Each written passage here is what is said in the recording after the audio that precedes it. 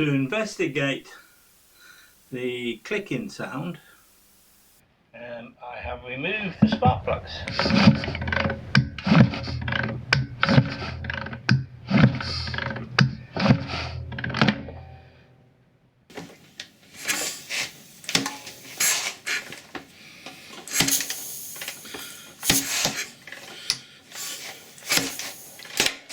I'm going to take the primary drive off and then take the clutch off. To do that, need to undo some bolts. So we'll start probably with the impact wrench.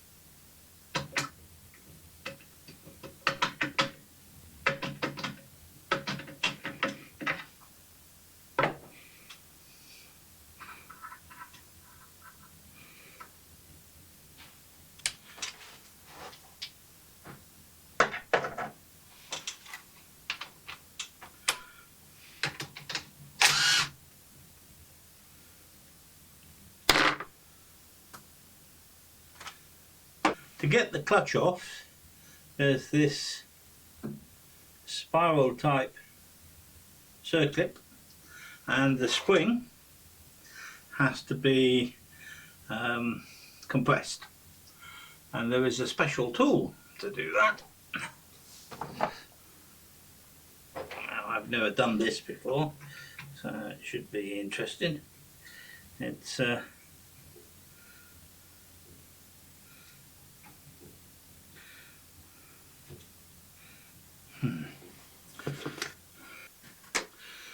I ran into a small issue when taking the primary drive belt off of the Norton Commando Mark IIA, so that I can take the clutch off, so I can look behind and see if that circlip is broken.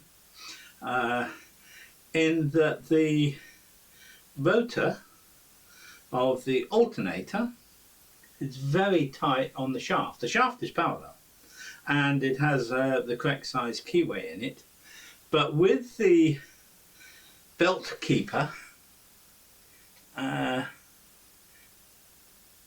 holds the belt, the rotor actually holds that belt keeper in place, a belt guide, and there isn't a gap behind it, and of course the belt guide itself is quite flimsy, so you can't actually lever against anything back there to pull the rotor off.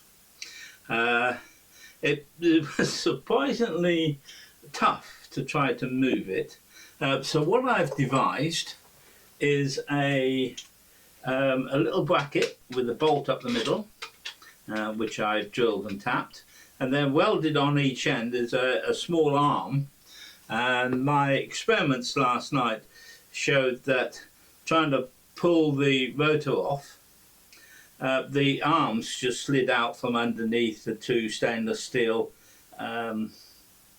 circlips, Jubilee clips, sorry, the two Jubilee clips, so it wouldn't come out. I use stainless because they don't sort of stick to the magnet, whereas everything else does seem to.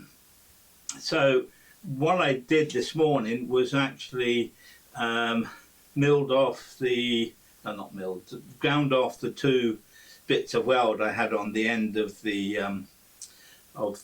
arms to actually keep the circlip, that Jubilee clip, from pulling off because it didn't work. So I've now welded on two small chunks of steel, one on each end, and we'll see if that will actually do the job. Once I've got it far enough, I can get a two-legged puller behind it, but at the moment, oh, it's working. It's working, it's working. I wonder how far it'll go. I should have enough thread to get it most of the way off, actually.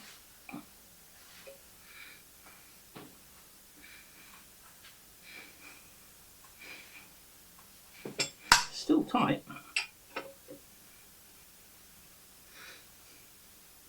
So I'll look to see what's binding. Hopefully there'll be some witness marks so I can see what's going on. Ah, there we go. So, okay.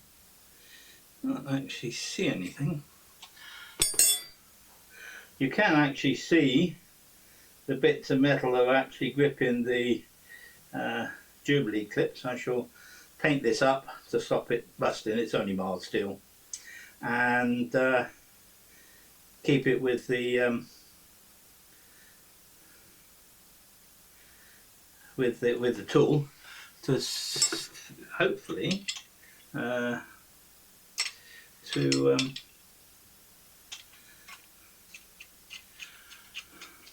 potentially use again if I need to.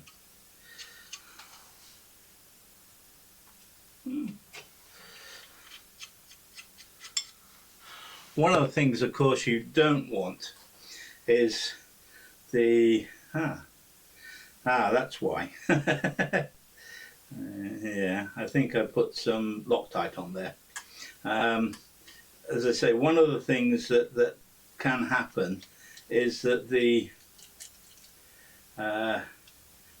rotor, which is quite a heavy chunk of metal, can actually vibrate on the main shaft, even with the correct key in it and everything. So, and what you get is a very low, depending on the revs, of course, a very low rumble, which is not good news. I should put a keep on those. So what I need to do, I think, is ensure, get that out, ensure that the rotor is tight on the shaft without it being overly tight, although I do have a method of extracting it now. And I think I'm going to make up a spacer on this side that will actually hold the rotor out a little bit, because it didn't come to the center of the magnets with the big magnet there, although my measurements showed that it did actually cover those magnets, but I think the peak magnetism tends to be towards the center, so you can get the maximum charge out of the alternator. Not that there's anything on here that particularly uses a large charge. The main drain would be the ignition system. The lights are all LED, so they're sort of at least half the current that they would be. So the battery is not the biggest one that will fit in there, but it is reasonable size and should do the job admirably.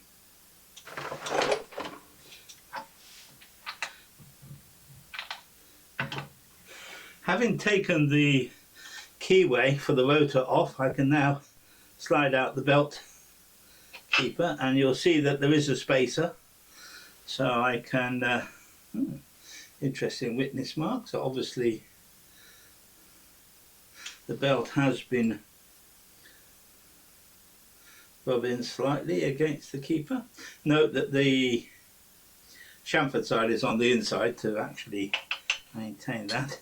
I will make up I think an aluminium spacer, 5mm, just to allow me a chance to get pullers behind, the two-leg pullers behind the rotor in the future, although as I say I have a tool.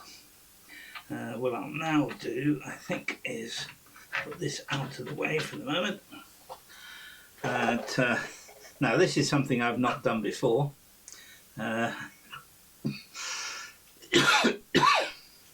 The clutch spring has to be compressed, so I can then take the circlip, I guess you'd call it, out. I think what we need to do is to hold that one, and then we turn this one in, and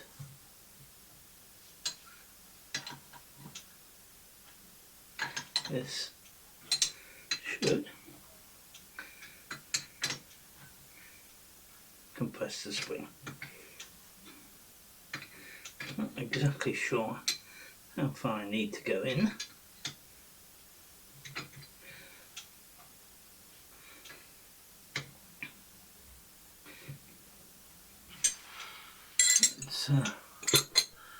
Let's see if that circlip is free.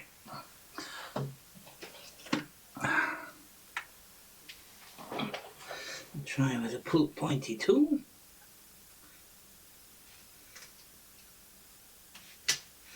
Well, it does move a bit. A little bit more.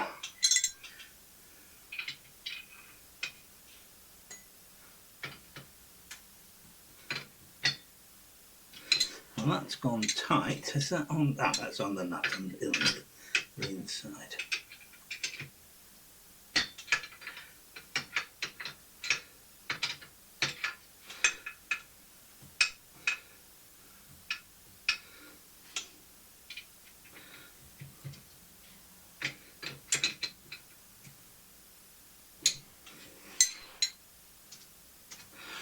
Well, that's standing proud. So let us see. I think I might need a small screwdriver. As I said, I've not done this before, and there is quite a lot of energy tied up in this spring. So that part is out. So looks like if you run the screwdriver around, it actually pulls the circlip, the spiral circlip, out of the groove. What I'm going to do is stand off to one side just in case. So there's a lot of energy involved in this. And there we go. So that came out relatively easy.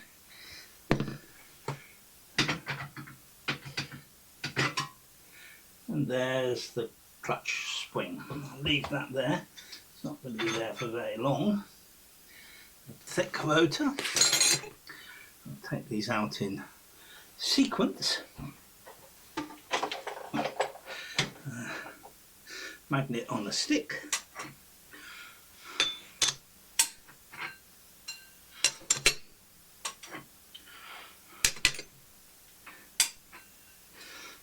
That's what I don't have, is a new gun washer.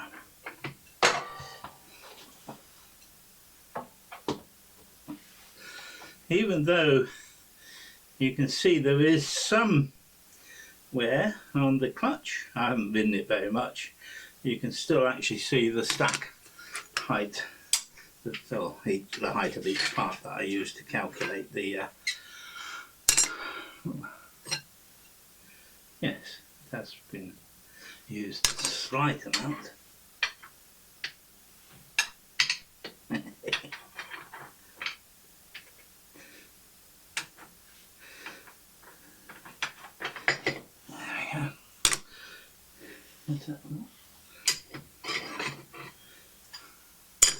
And there we are. It's not making a noise, which is interesting. So, next is to get that off. Okay. There's no play. No play anywhere. Interesting. I will try the kickstart. Of course, under no load conditions, it didn't make a clicking sound. It might now, might help me because it split the engine from the gearbox. Of course, when I took the spark plugs out, so there was less load on the engine, you didn't hear the clicking either. So, don't know. Keep going. I have taken the drive belt off and started looking at the various parts of the clutch, and I'm about to pull the pulley off. I got 2 extractor bolts.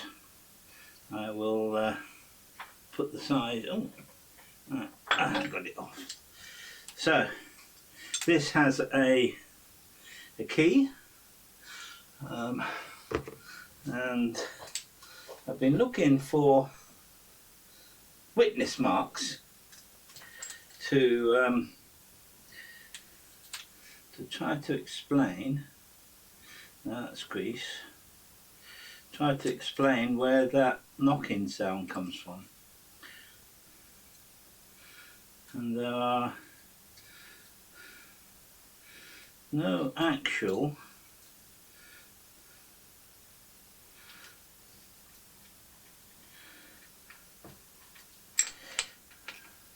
marks around that.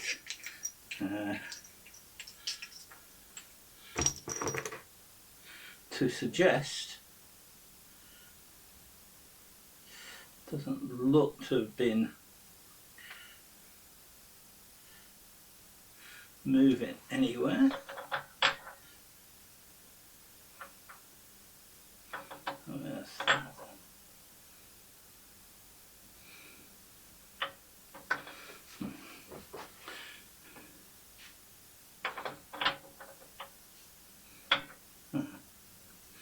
There's no, very little play there. This comes off quite nicely. There's no witness marks around the edges anywhere. The rotor is a nice smooth fit on there, and there doesn't appear to be any witness marks on either of the circuits. There's no play there, there's no play there as such. There's a washer there, or a spacer.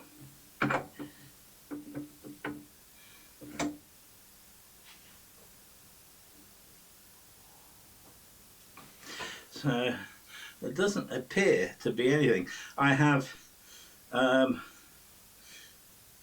put the gearbox in gear and tightened the rear brake operating arm up such that the brake is quite well applied, so that when I kick over not the engine as such, the gearbox, with some load from the back wheel, there's no knocking from the gearbox anywhere that I can see.